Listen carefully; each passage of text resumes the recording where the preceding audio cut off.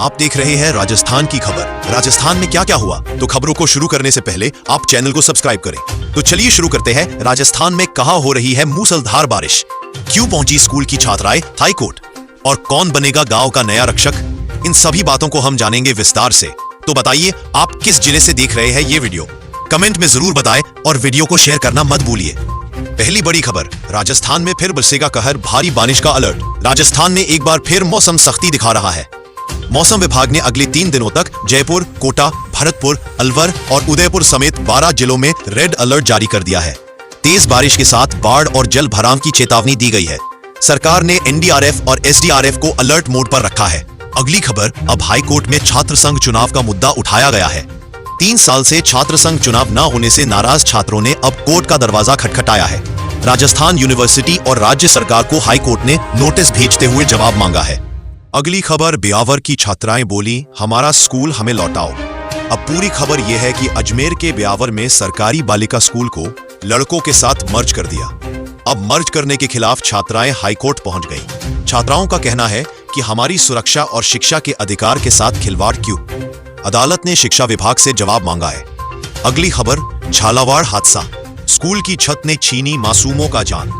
झालावाड़ के सरकारी स्कूल में छत गिरने से 7 बच्चों की दर्दनाक मौत हो गई। इस हादसे के बाद पूरे राज्य में 7,000 से ज्यादा स्कूल भवनों की हालत पर सवाल उठ गए हैं। सरकार ने जांच के आदेश दे दिए हैं। अगली खबर, राजस्थान पुलिस की नई पहल, गांव का रखवाला अब ग्राम रक्षक होगा। दरअसल राज्य की पुलिस ने एक योजना शुरू की है जिसका नाम ग्राम रक्षक अभियान है।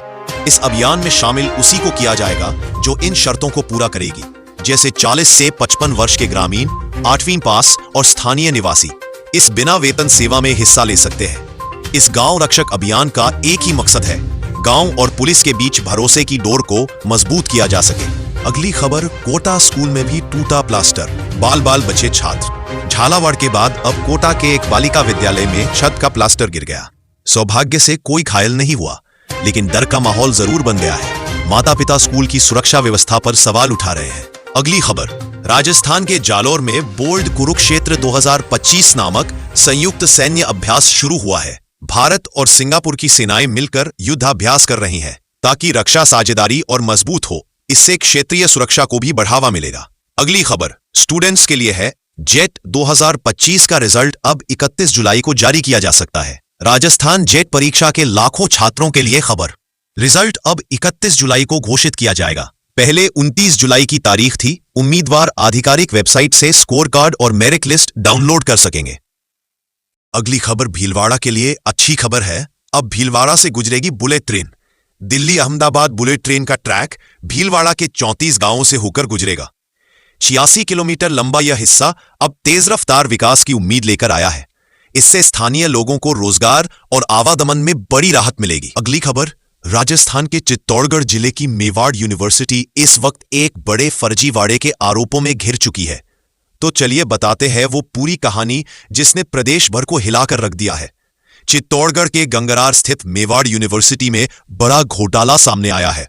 राज्य के कृषि मंत्री किरोड़ी लाल मीणा ने मंगलवार को अचानक विश्वविद्यालय का निरीक्षण किया, जिसके बाद फर्जी काम का खुलासा हुआ। जांच में सामने आया कि यहां डिग्रियों और नियुक्तियों को लेकर गंभीर अनियमितताएं चल रही है। मंत्री ने खुद साफ कहा, यहां पैसों के बदले फर्जी डिग्रियां बेची जा रही है। यहां तक कि कई छात्रों को बिना परीक्षा दिए और सिर्फ 8 नंबर मिलने पर भी पास कर दिया गया। मंत्री मीणा ने कहा कि यूनिवर्सिटी ने मेवाड़ जैसा पवित्र नाम अपनाकर महाराणा प्रताप जैसे महापुरुषों का अपमान किया है।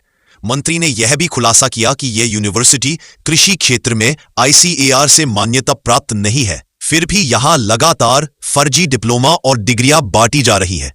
अगली बड़ी खबर, उत्तर प्रदेश के मुरादाबाद में माडोल मंडी समिति में एक घटना सामने आई है। दोस्तों, मंडी समिति के सचिव से मारपीट के बाद प्रशासन ने अपना सख्त रुख अपनाते हुए मंगलवार को 24 घंटे के भीतर ही कार्रवाई शुरू कर दी। मंडी में 100 से ज़्यादा दुकानों को अतिक्रमण बताकर बुलडोजर चलाया गया और 4 घंटे के अंदर सब कुछ ढहा दिया, सब कुछ तहस-नहस कर दिया। इस कार्रवाई का विरोध किया गया। व्यापारियों के द्वारा पुलिस से भी झड़प हुई। हालात बेकाबू होते देख पुलिस को सख्ती दिखानी पड़ी। बताया जा रहा है कि इस कार्रवाई के दौरान 25 वर्षीय व्यापारी चेतन सैनी ने अपनी दुकान टूटने के बाद दुख में छत से कूदकर आत्महत्या कर ली।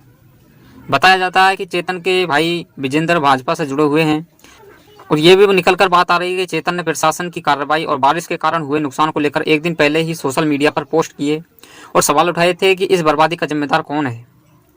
इस दर्दनाक घटना के बाद चेतन सैनी के परिवार में कोहराम मच गया। परिवारों का रो रो कर बुरा हाल है दोस्तों, क्योंकि एक जवान बेटा गया है। वही सूचना मिलते ही डिप्टी सीएम ब्रजेश पाठक भी मौके पर पहुंचे और शोक जताया। वही दोस्तों अगली बड़ी खबर की तरफ चलते हैं कि 1 अगस्त से एलपीजी सिलेंडरों की कीमत में बदलाव हो सकता है। हर महीने की पहली तारीख को सिलेंडर के रेट अपडेट किए जाते हैं और हमें बताए जाते हैं। हालांकि पिछले कुछ महीनों से घरेलू एलपीजी सिलेंडर के दाम में कोई बदलाव नहीं हुआ। आखिर 8 अप्रैल 2025 को घरेलू सिलेंडर की कीमत 50 रुपये घटाई गई थी, जिसके बाद दिल्ली में इसका रेट 883 रुपये हो गया था। 853 रुपये के बाद उससे पहले 30 अगस्त 2023 को भी सिलेंडर की कीमतों में 200 रुपये की बड़ी कटौती की गई, यानी एक साल में एलपीजी सिलेंडर कुल 300 रुपये सस्ता हो चुका है। वही कमर्शियल सिलेंडर के रेट हर महीने घटते बढ़ते रहते हैं, लेकिन घरेलू सिलेंडरों के दामों में बहुत कम बार ही बदलाव देखने को मिलता है।